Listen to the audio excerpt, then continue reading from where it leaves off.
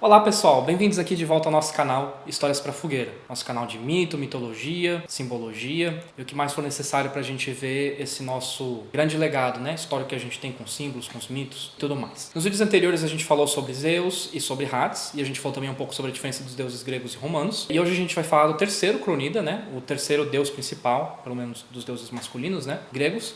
Poseidon. E Poseidon é o que eu mais gosto dos três. Ele é muito interessante porque ele tem muita coisa. Então, foi mais legal também fazer a pesquisa sobre ele, né? Mesmo já tendo visto essas coisas na faculdade, eu sempre pesquiso as coisas para os vídeos. E aí eu encontrei muita coisa legal, umas coisas inclusive que eu não sabia, que eu fiquei sabendo durante essa pesquisa. Meu nome é Vitor, eu sou formado em Ciências das Religiões pela UFPB e hoje a gente vai falar um pouquinho do Poseidon. Então, ele é o irmão caçula de Cronos e Reia, ou caçula não, ele é o irmão do meio. Então, primeiro vem Hades, depois nasceu Poseidon, depois nasceu Zeus. Ele é associado ao cavalo e aos mares, né? O símbolo dele é o tridente, né? Que inclusive hoje em dia é muito visto como o tridentezinho de Satã, né? De Lúcifer, mas naquela época não tinha nenhuma conotação demoníaca. E também ele é associado ao golfinho, seria o segundo símbolo mais comum dele, né? Aos mares e tal. Apesar dele modernamente ser às vezes representado como um sereio, né? Como um tritão, ele não costumava ser representado assim na Grécia. Ele geralmente era de forma humanoide mesmo, né? Com pernas de homem, não era tipo Ariel, não. Inclusive, meu nome é Vitor Ariel. A associação aí que meu cérebro fez. Foi mal, gente. Tô aqui no aquecimento ainda, o primeiro vídeo dessa sessão de gravação. Tá meio leso ainda. Mas uma coisa que é muito legal de ver sobre o Poseidon, antes de entrar assim, nas coisas da mitologia grega mais comuns, é a seguinte. Poseidon acredita-se, certo, pelos registros arqueológicos e tal, né? Que ele era uma divindade minoica. Vocês vão lembrar daquela região de Creta, do Minotauro, um dos primeiros vídeos aqui do canal, um vídeo já mais antigo. E como ele é associado ao líquido e ao cavalo, esses são símbolos muito comuns na Europa de submundo. E ele também era associado antes aos relâmpagos, que é uma atribuição de Zeus hoje em dia. Então, algumas pessoas acreditam, e eu acho que é muito possível isso, estou tendendo a concordar, que Poseidon ele era uma divindade minoica, que era meio que um deus que tinha um monte de papéis, por assim dizer, né? Ele era um deus dos céus, dos mares, do submundo, e que eventualmente quando teve essa queda, né, da civilização minoica, ele acabou sendo assimilado no panteão helênico, né, que é o que a gente chama assim de jeito informal, né, da civilização grega antiga, né, que seria daquela região, né, Atenas, Esparta, Helênade. Ele acaba sendo destrinchado e algumas de suas atribuições passam para Zeus, algumas passam para Hades, e ele fica ainda com essa parte dos mares.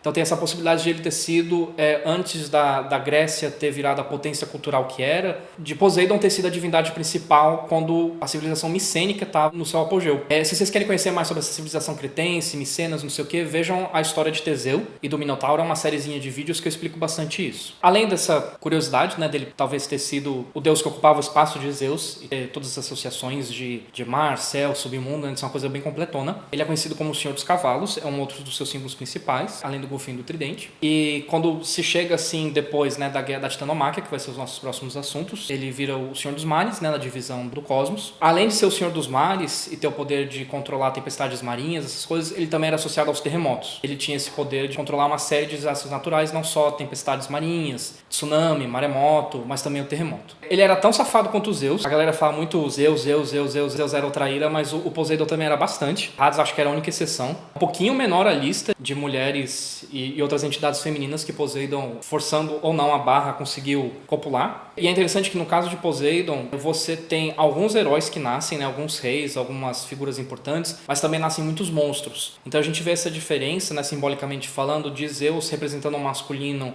elevado, né, dos céus. A gente vê em Poseidon um masculino descontrolado, né? O mar sempre foi visto pelos gregos como uma coisa muito, muito mais selvagem, né? Tipo assim, eles tinham uma preocupação muito grande com isso, porque eles eram exploradores e comerciantes também. É um pouquinho parecido com os vikings, né? Eles eram bons navegadores. Eles tinham muito claro no imaginário deles o que um mar bravo podia fazer. Mesmo que eles tivessem boas embarcações para a época, ainda assim era uma coisa que, tipo, colocava medo em qualquer marinheiro. E uma outra coisa também que eu vi pesquisando material sobre ele é que existe a possibilidade de ter tido uma versão feminina de Poseidon, chamada de Poseida, que ou era uma outra faceta dele, só que representada como mulher, ou pode ter sido uma esposa dele que depois se trocou. Às vezes acontece, né? A mitologia vai mudando e não sobrevive os registros mais antigos, acabam sobrevivendo só os depois dessas mudanças. E aí a gente não sabe se era uma esposa ou se era uma outra forma, uma outra manifestação dele. Na mitologia que sobreviveu até a gente, ele é casado com Anfitrite, que é uma ninfa marinha, Tem bem menos material sobre ela, mas eu vou fazer um vídeo só dela depois. Dos monstros que ele é pai, os dois mais famosos, sem dúvida, são o Minotauro. Como eu já falei, tem toda uma série sobre ele, né? Bem grande até, eu fiz um monte de vídeo. Foi na época que eu fazia muito material, né, pros vídeos. E Polifemo, que é um cíclope que é assassinado por Odisseu durante a Odisseia. E também Poseidon é famoso, né, nos mitos que chegaram até a gente. Odisseu, esse antagonista na Odisseia, de impedir que o Odisseu chegue de volta à sua casa, Ítaca. E também um outro mito muito famoso dele é com a fundação da cidade de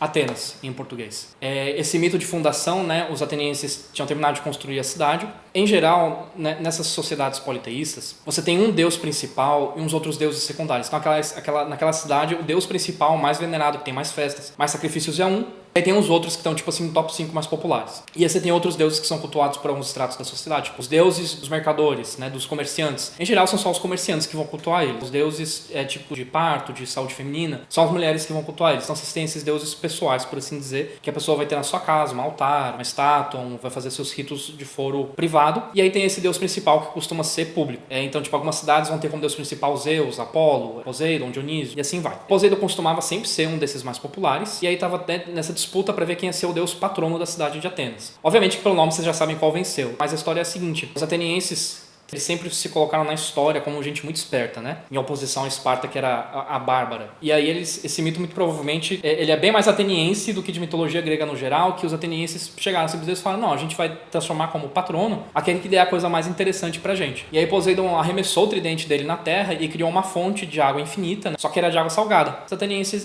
um sólido 8/10, podia ter feito melhor, tal. E aí Atena deu pra eles a oliveira, de onde se extrai as azeitonas, né? E o azeite de oliva. E o azeite de oliva, ele é muito importante mesmo. Dois motivos. Um deles é que ele tinha um significado religioso, tipo, se usava em sacrifícios religiosos, tal. Só que, fazendo um exercício de imaginação, lembre-se que a gente está falando da era clássica, certo? Não se tinha acesso a alimentos de alta densidade energética fácil. Então, azeite de oliva é uma coisa que não estraga, era uma outra preocupação, não tinha geladeira na época. Ele é uma gordura super saudável, super nutritiva e de alto valor energético. Uma colher de sopa de azeite de oliva tem, tipo, 100 calorias. Então, é uma coisa muito útil. E aí, os atenienses gostaram muito mais daquilo e acabaram dando o nome da cidade de Atenas. Poseidon é tio da Atena, né? Então ficou essa briga, né? Poseidon, ele é bem briguento, tem muitos conflitos com os outros deuses. No Cavaleiros do Zodíaco... É o mundo, tem que dominar o mundo. Cavaleiros do Zodíaco, eles machucaram um pouquinho a mitologia grega, viu? E tem um vídeo falando em machucar a mitologia, eu reassisti com minha namorada esses dias, o Hércules da Disney, dos anos 2000, eu acho, final dos anos 2000. E, tipo,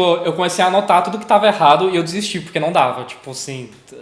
São coisas inspiradas, né? Eu falei isso nos primeiros vídeos, tipo, não tem nenhum problema em fazer releituras da mitologia, mas a gente tem que saber diferenciar o que é a mitologia raiz, entre aspas, o que é essa mitologia Nutella que vem como releitura, porque quando você faz essas releituras, você acaba perdendo parte do significado simbólico que tem. Isso aí, quando a gente for terminar de falar de Duran, a gente vai chegar lá. Outros símbolos associados a Poseidon, né? Ele mora num palácio de coral, cheio de pérolas e preciosidades marinhas, do que de legal no mar tinha lá, e ele tinha uma carruagem que era puxada por hipocampos, né? Que é metade de cavalo, metade sereia, né? Tem um rabinho de peixe. Então, Poseidon, ele tem dois aspectos principais, né? Um benigno, que é quando ele traz uma pesca bastante benéfica, né? Muito peixe, frutos do mar, tesouros marinhos, tempos calmos para os navegadores e pescadores. Ele cria ilhas para as pessoas poderem colonizar e explorar. Isso é um aspecto positivo.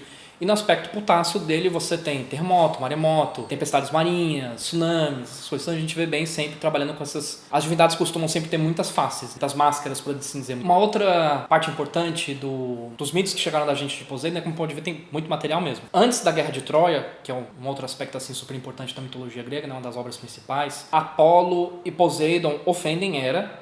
Não sei exatamente o que eles fizeram, chatearam ela. E Zeus vai defender a mulher dela. E é uma coisa que acontece algumas vezes, que Zeus tira o status de divindade de algum deus. Isso aconteceu com Dionísio também. Vai ser uma saga bem grande de mitos de vídeos quando eu for falar disso. E aí, tipo, Poseidon e Apolo continuam tendo seus poderes, sendo imortais e tal, mas eles meio que são rebaixados à estatura humana. E Zeus manda eles servirem o rei de Troia da época. Isso bem antes da época da guerra. E aí, esse rei de Troia bota eles pra criar a famosa muralha de Troia, né? Então ela teria sido feita por deuses. Por isso que ela é tão impenetrável, tão top ninja fodona. E aí eu não lembro qual era a recompensa, mas ele se nega depois a recompensar esse serviço. E aí Zeus e Apolo, como eu já falei, né, os deuses gregos guardam rancor eternamente, você ofender eles, você vai ser destruído cedo ou tarde. E é por isso que durante a guerra de Troia, de novo uma tangente, ela além de ter sido uma guerra entre duas facções de mortais, os deuses também se dividiram em guerrear. Por isso que ela foi tão épica, tão importante, né? Tipo assim, os deuses do Olimpo, tipo, tem descrições, né, de Afrodite no carro de guerra dela, jogando uma névoa pra proteger a galera que ela gostava.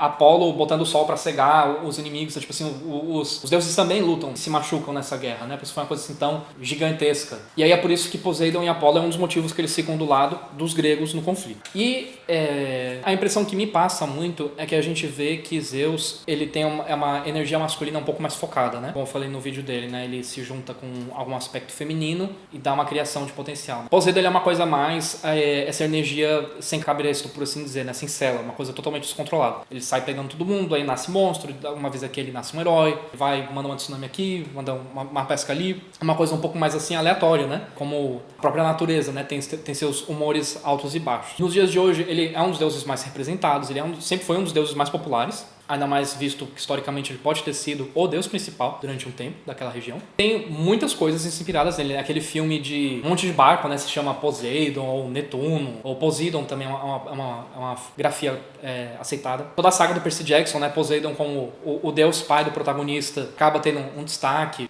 O Aquaman, obviamente, inspirado em Poseidon. Tem na mitologia Atlante também, que vai ser um outro vídeo, não tem tanto a ver assim com Poseidon, mas também é muito inspirado em Poseidon, ele tem até o tridente. Eu acredito que ele vai continuar assim, uma herança arquétipica muito importante para nossa arte, para nossa cultura. Então é isso, pessoal. Como vocês viram, né, tem bastante coisa sobre ele, acho mais legal dos três Cronidas. No próximo vídeo a gente vai falar um pouco sobre a cosmogonia grega e aí em seguida sobre a titanomáquia. Tenham um bom final de domingo para vocês e até semana que vem.